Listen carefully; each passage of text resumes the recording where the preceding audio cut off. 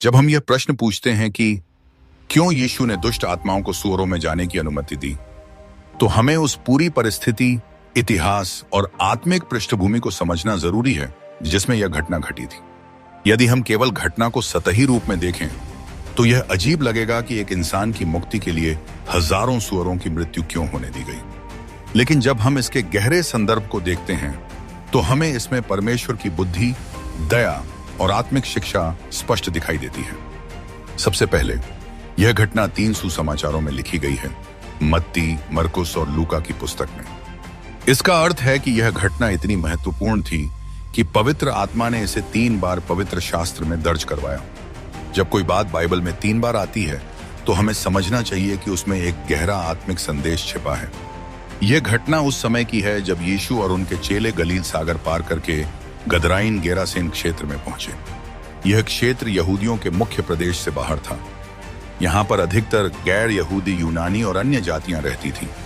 यह लोग यहूदी व्यवस्था और रीति रिवाजों का पालन नहीं करते थे। वे सूअर पालते थे, उनका व्यापार करते थे और उनका मांस खाते थे। यहूदियों की दृष्टि में यह भूमि अशुद्ध मानी जाती थी।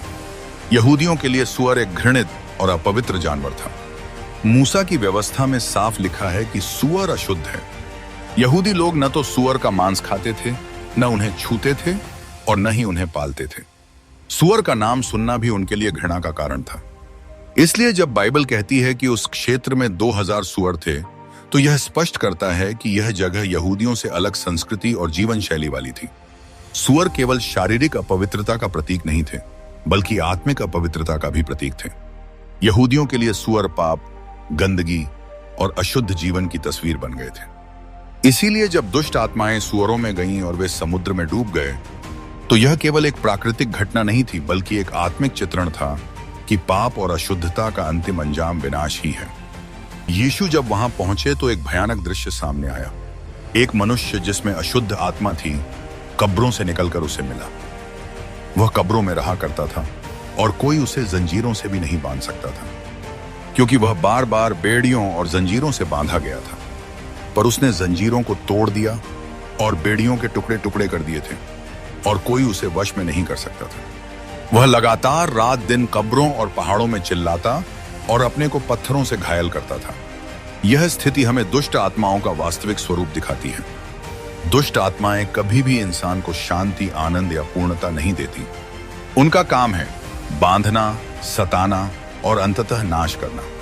यह व्यक्ति समाज से कट गया था, अपने परिवार से दूर हो गया था और पूरी तरह नर्क जैसी पीड़ा में जी रहा था। लेकिन ध्यान देने योग्य बात यह है कि जब उसने यीशु को दूर से देखा तो वह उनके पास दौड़कर आया और उनके सामने गिर पड़ा।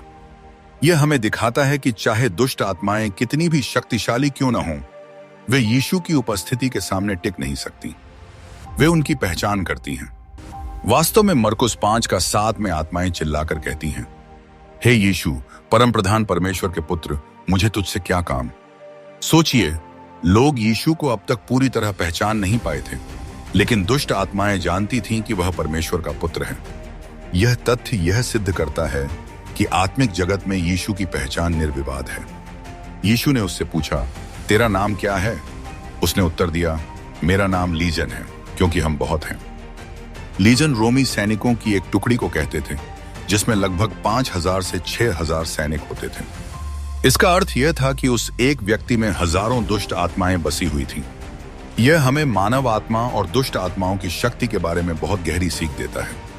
इंसान का जीवन जब पाप और बुराई के अधीन हो जाता है तो वह धीरे धीरे अनेक दुष्ट आत्माओं का निवास बन जाता है। परिणाम यह होता है कि व्यक्ति की आत्मा का स्वरूप, उसकी सोच, उसका मन, उसका शरीर, सब पर शैतान का अधिकार हो जाता है। लेकिन ध्यान दीजिए, चाहे उनमें कितनी ही आत्माएं क्यों न हों, यीशु का एक ही शब्द उनके लिए पर्याप्त है। जब यीशु ने आत्माओं को बाहर निकालना चाहा तो उन्होंने गिड़गिड़ाकर कहा, हमें इस देश से बाहर मत निकाल। फिर उन्होंने एक और विनती की, हमें उन सूअरों में जाने दे। यहां से हमारे प्रश्न की जड़ शुरू होती है। क्यों आत्माओं ने सूअरों को चुना और क्यों यीशु ने उन्हें अनुमति दी? सबसे पहले, आत्माएं सूअरों में इसलिए जाना चाहती थीं क्योंकि वे किसी न किसी जीवित शरीर में निवास करना चाहती हैं। वे बिना शरीर के बेचैन और असहाय रहती हैं। मत्ती 12:43 से 45 में यीशु कहते हैं कि जब कोई अशुद्ध आत्मा मनुष्य से निकलती है तो वह सूखी जगहों में भटकती है और फिर वापस लौटना चाहती है। इसलिए वे अशुद्ध आत्माएं एक नए निवास की खोज में थीं। सूअर उनके लिए उपयुक्त विकल्प था क्योंकि वे अशुद्ध जानवर माने जाते थे। अब प्रश्न है कि यीशु ने अनुमति क्यों दी? यहां हमें एक गहरा आत्मिक सत्य मिलता है। यीशु ने अनुमति इसलिए दी ताकि उस ग्रसित व्यक्ति को पूरी तरह से स्वतंत्र किया जा सके, लोगों को स्पष्ट रूप से दुष्ट आत्माओं की विनाशकारी शक्ति दिखाई जा सके और यह दिखाया जा सके कि अशुद्धता और पाप का अंत नाश ही है। जब आत्माएं सुअरों में गईं, तो पूरा झुंड समुद्र की ओर दौड़ा और डूब गया। यह दृश्य केवल भौतिक घटना नहीं थी, बल्कि एक आत्मिक संदेश था। यह हमें बताता है कि दुष्ट आत्माएं जहां भी जाती हैं, वहां नाश ही लाती हैं। वे सुअरों को भी जीवित नहीं छोड़ सकी। यह हमें चेतावनी देता है कि अगर हम अपने जीवन में पाप और आत्मिक शत्रु को स्थान देंगे, तो उसका परिणाम केवल विनाश ही होगा। यहाँ एक और अद्भुत सत्य है। जिन लोगों ने यह दृश्य देखा, वे गांव में जाकर सबको बताए। जब सब लोग वापस आए, तो उन्होंने देखा कि जो व्यक्ति पहले नग्न और ग्रसित था, वह अब सही कपड़ों में बैठा है, होश में है और यीशु के चरणों में है। यह दृश्य परमेश्वर की सामर्थ्य और दया का अद्भुत प्रमाण था। लेकिन आश्चर्य की बात यह है कि लोग आनंदित होने के बजाय भयभीत हो गए। उन्होंने यीशु से विनती की कि हमारे क्षेत्र से चले जाओ। यहां से एक गहरी शिक्षा मिलती है। जिन लोगों ने एक इंसान की मुक्ति देखी, वे प्रसन्न नहीं हुए क्योंकि उनकी आंखें केवल आर्थिक हानि यानी सुअरों की मृत्यु पर लगी हुई थी। उनके लिए सांसारिक लाभ आत्मिक उद्धार से अधिक महत्वपूर्ण था। यह आज भी बहुत से लोगों की वास्तविकता है। लोग परमेश्वर के उद्धार और आत्मिक आशीष से अधिक अपने भौतिक लाभ और सुख सुविधा को महत्व देते हैं। इस घटना के आधार पर हम 3 गहरी बातें समझते हैं। पहला, मनुष्य का मूल्य परमेश्वर के लिए अत्यंत महान है। एक आत्मा की मुक्ति हजारों सुअरों से अधिक मूल्यवान है। दूसरा, पाप और अशुद्धता का अंत विनाश है। सुअरों का समुद्र में डूबना इसका प्रतीक है। तीसरा, हमारा चुनाव महत्वपूर्ण है। क्या हम आत्मिक स्वतंत्रता को प्राथमिकता देंगे या भौतिक लाभ को?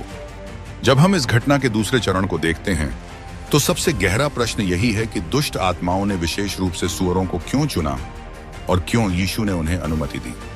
सतही दृष्टि से यह केवल एक चमत्कार या एक विचित्र घटना प्रतीत होती है, लेकिन आत्मिक दृष्टि से इसमें गहरे रहस्य छिपे हैं। सबसे पहले हमें यह समझना होगा कि आत्माओं का स्वभाव क्या है। दुष्ट आत्माएं कभी भी शरीर के बिना नहीं रहना चाहती। वे किसी जीवित शरीर या वस्तु में अपना ठिकाना बनाना चाहती हैं। यीशु ने मत्ती 12 का 43 से 45 में कहा कि जब कोई अशुद्ध आत्मा मनुष्य से निकलती है, तो वह सूखी जगहों पर भटकती है और फिर अपने पुराने घर में लौटना चाहती है। इसका अर्थ यह है कि आत्माएं हमेशा रहने के लिए एक ठिकाने की खोज करती हैं।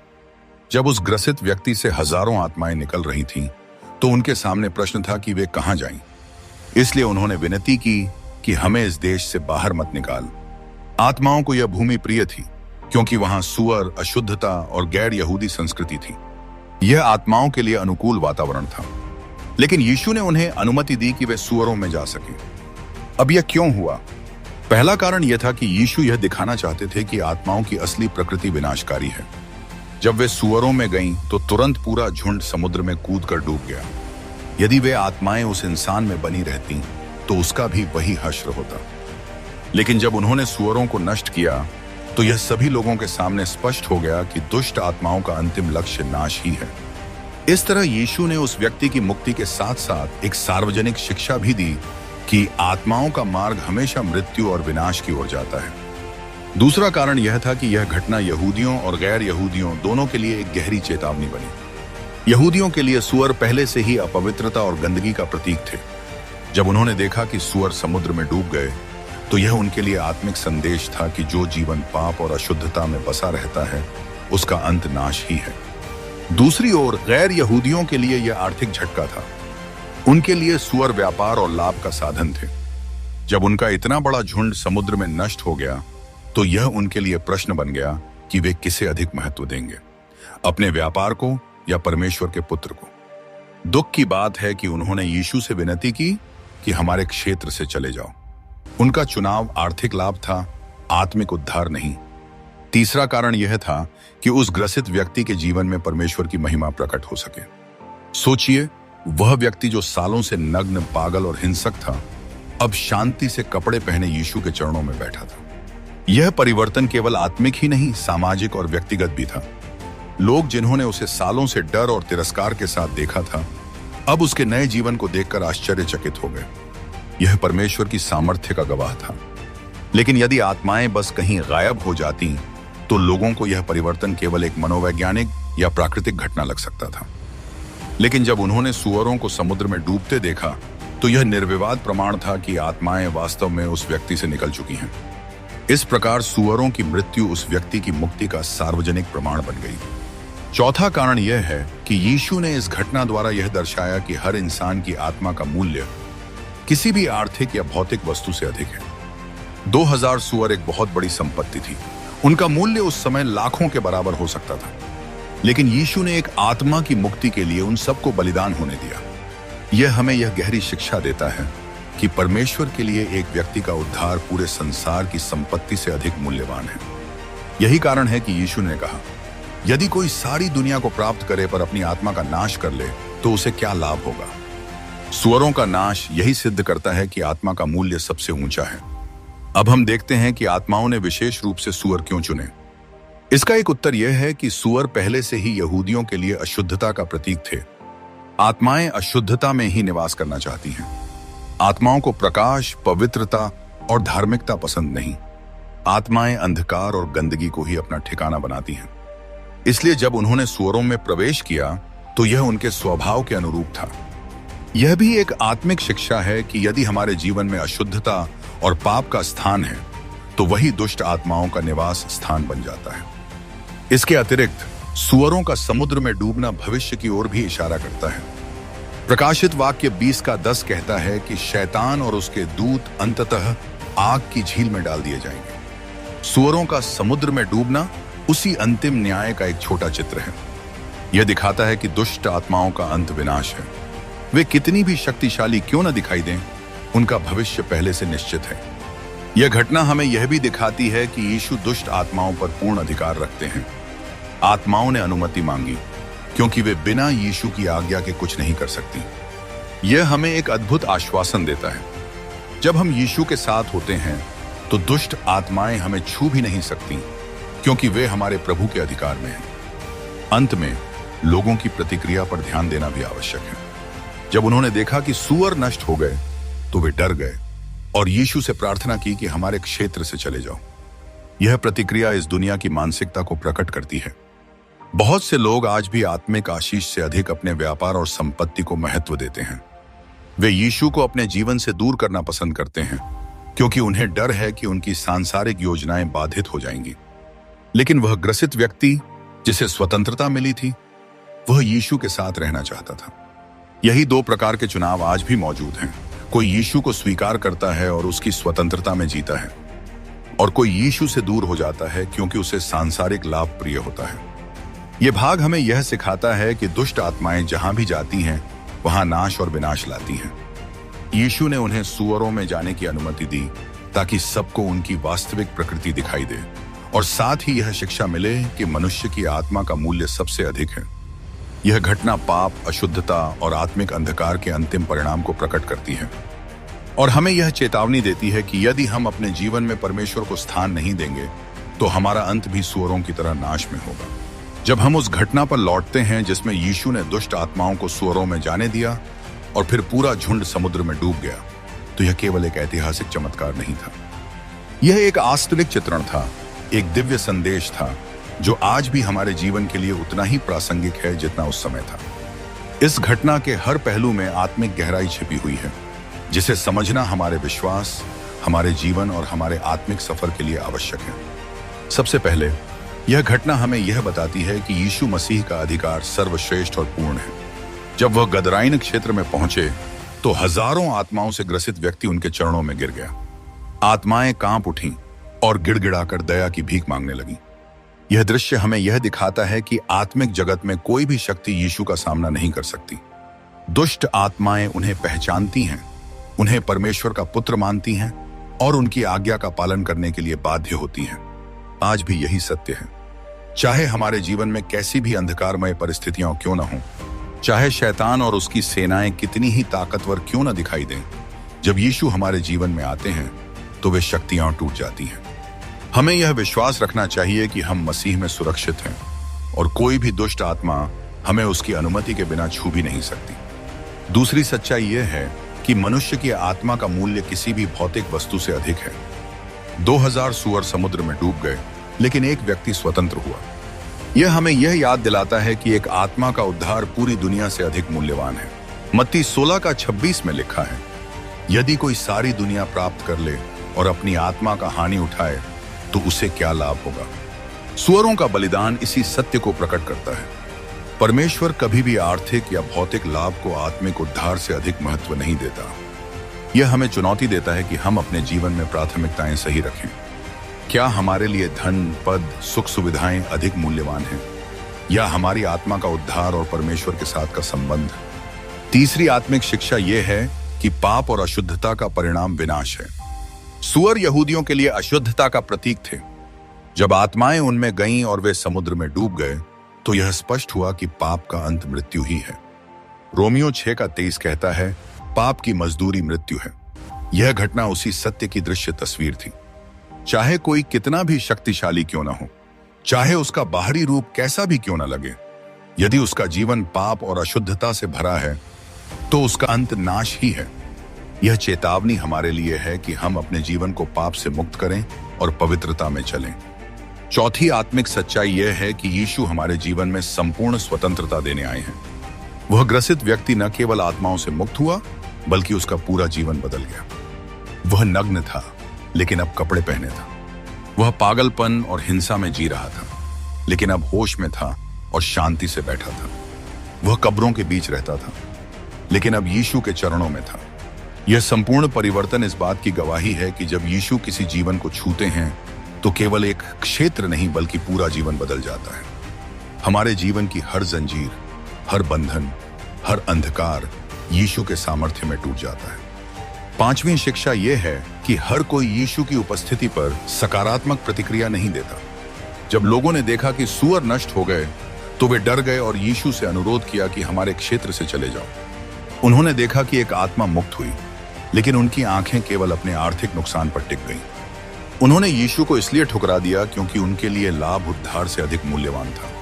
यह हमें आज की दुनिया की मानसिकता की याद दिलाता है। कितने लोग हैं जो सत्य को सुनना नहीं चाहते क्योंकि वह उनके आराम, उनके व्यवसाय या उनके सुख सुविधाओं को चुनौती देता है।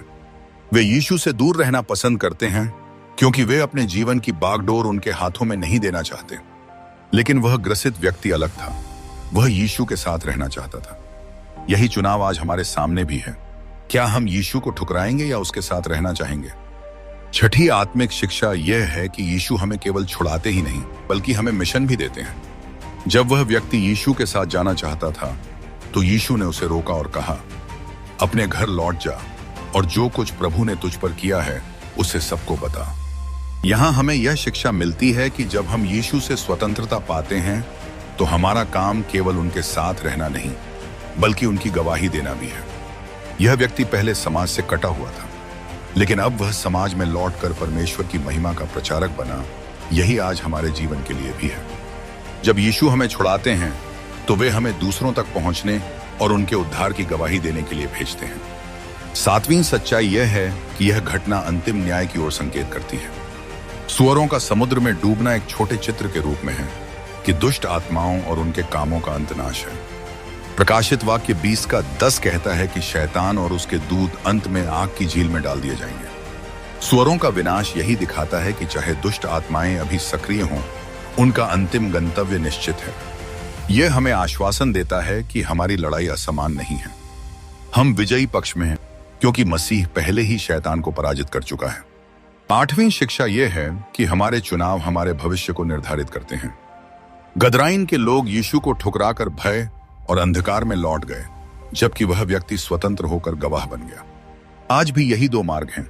एक मार्ग जो यीशु की उपस्थिति को ठुकराता है और भौतिक लाभ को प्राथमिकता देता है, और दूसरा मार्ग जो यीशु को ग्रहण करता है और उसकी गवाही देता है।